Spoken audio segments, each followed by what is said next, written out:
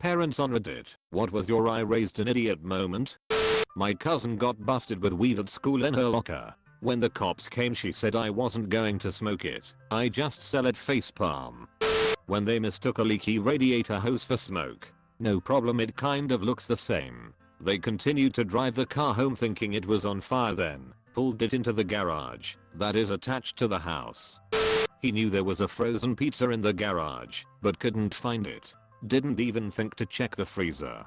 At age 15, at the market, she was asked to get a large chicken, and she came back with a turkey. When I asked her to return the turkey and get a large chicken, she revealed that she thought that turkeys were literally adult chickens, and that chickens were young turkeys. As parents, we try to teach our kids everything they need to know, but it's hard to see the gaps sometimes. 3-year-old is preparing for his bath. His underwear looks strange, but I'm distracted. His brother. Kid takes off one pair of underwear, then a second pair, then a third. I ask why he is wearing 3 pairs of underwear. Kid looks at me like I'm an idiot. Mom told me to put on a clean pair every day. That non-autistic kid grew up to place the highest in math in our large Midwestern city. But even in his 20s you have to make sure you give clear instructions, as he will follow rules to the letter.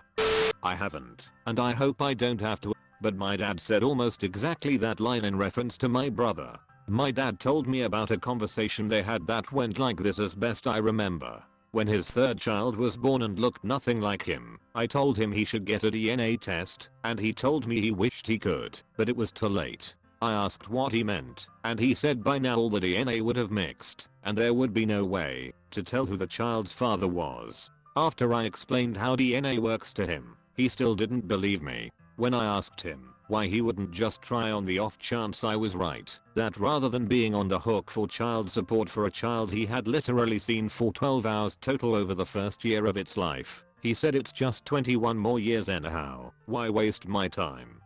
Stop. You are way too beautiful to not be subscribed. Fix that by clicking the subscribe button below. I heard a noise in my kitchen, and I went in there and there was flour all over the floor and all over my kid. And he was like, not me, but I think it probably was him. I'm a parent, but my children are brilliant angels who can do no wrong /s. This is my mother's favorite story about me. When I was about 2, I climbed up on my sister's crib, jumped off and said, look mommy, I'm swimming. Of course I started bawling as I hit the floor. A neighbor came over, thin walls, hearing screaming, asks what's wrong, what happened, etc. I stop crying and tell her no, I show you, and proceeded to swim again. Edit. Thank you for both the silver and gold award. I was not expecting this to blow up like it did. Here's another one for you. When I was about 5 or 6, I didn't know the difference between on purpose and on accident. My grandma was questioning me if I had hit this other little girl and if it was just an accident or on purpose. Me, with my smart thinking, said on purpose, thinking it meant better than on accident. I got my butt whooped and put in the corner. I learned that day. P.S. I did hit the girl on purpose. I just wanted to get away with it. I'm the idiot. I registered for college and spelled my middle name wrong, but didn't notice for 4 years since they always abbreviated to my initial. I was showing my parents my diploma before walking on graduation day and my mom just stared at me like I was special. Bonus points, I actually thought that was how it was spelled. My 13-year-old son was sniffing really hard and moving his head all around the area he was standing in. Slightly concerned he had lost his mind, I asked him what he was doing. He told me, I farted. I'm trying to smell it all up, so you don't have to smell it. He's a thoughtful idiot. We need to leave. Sent him to put on socks. Waited more than enough. Go find him. He's in his room, wearing only underwear, playing with Legos. He can't remember what I sent him after. Definitely not an idiot, but I love this story about my kid. I used to pay the guy who took care of the yard for me by writing a check, putting it in a baggie, and sticking it under the mat. One weekend I was on the phone while writing the check, so I asked my son to put the check in the baggie under the mat for me. I went on with the conversation and forgot about it. A few days later, the guy who takes care of the lawn calls me up and says he looked everywhere but can't find the check. While we are talking, I open the door and lift up the mat, and no check. He says, "You are really great customers," so I was surprised that the check wasn't there. I was surprised too. I look around, behind bushes, under a decoration, no check.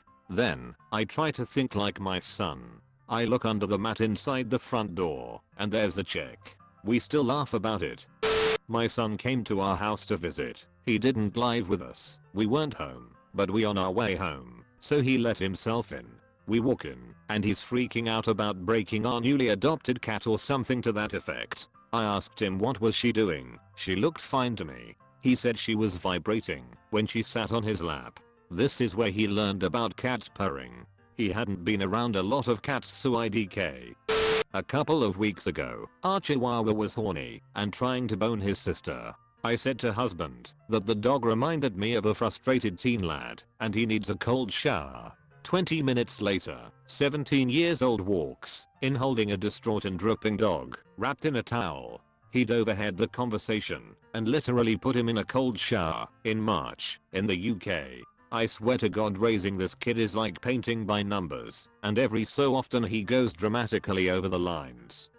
Not a parent, but when I was 14 I thought the smell of gasoline was the same smell as natural gas, so I called up the gas department to check it out. They said it smelled like gasoline, not natural gas, and that's where I knew I was stupid. However, they checked out the house anyways, and there was a small gas leak in the basement that required a $3,000 replacement of a water boiler. My 14 years old soon went into a dressing room to try on 5 pairs of pants. After waiting 15 minutes and yelling twice into the men's dressing room to see if it was okay, he admitted he could find the shorts he had worn in. He gave me 3 pairs of the pants and still couldn't find them. I finally had to go into the stall to look. They were balled up in the leg of one of the pair of pants. It was extremely noticeable. He swore he took his shorts off before trying on any of the pants, so he didn't think to look in them. I was speechless. He's in the gifted and talented program in our school district. My son is only 1 year old right now, and kids get a pass on being considered idiots until about age 3 or 4. He actually appears, both to us and to professionals, to be very intelligent. He definitely has advanced problem solving skills. He clearly didn't get it from me though, because I had quite a few of those moments as a kid. The most famous one in our family is from when I was 10. I had read this book on life in medieval times and how people used to shave by sanding their facial down with a pumice stone. So I tried to do it with sandpaper. Now, again, I was 10 years old and the only facial hair I had was a little bit of peach fuzz, and 2, it's just not a good idea to sand any part of your body. My face was red and flaky for about a week. I remember I came upstairs from my dad's workshop, my face stinging, and told my parents I think I did something not smart. Not a parent, but I sure as hell did something stupid just yesterday. My girlfriend came over and she brought a suction dildo for sexy time. Me being the genius that I'm, slapped it against my forehead like an erotic unicorn. After a few minutes of wheezing and laughing I took it off. My girlfriend mentioned it put a small mark on my forehead, but I figured it would be fine in a few minutes. An hour later I look in the mirror and realize I gave myself a goddamn hickey. So now I'm walking around my house with a giant hickey on my forehead from trying to become a sexy narwhal. My parents are so proud of me. This is my mom's moment. Growing up, my mom had one of those cabinet mirrors, and she always put stuff in the middle section, which I found annoying because you couldn't get to it. So one day, I had a brilliant thought. What if the middle section opened? Obviously, it did. Feeling like an idiot, I went to tell my brother and sister. They both stared at me, then said, in unison, "It opens?" We'd all been annoyed for years by that middle section, and none of us had realized it opened. We were 21, 19, and 16 when we figured it out. We told my mom when she got home. She stared at us, said my children are morons, and left the room. Let me preface this by saying my son is actually brilliant, especially when it comes to computers and music, and I love him more than life itself.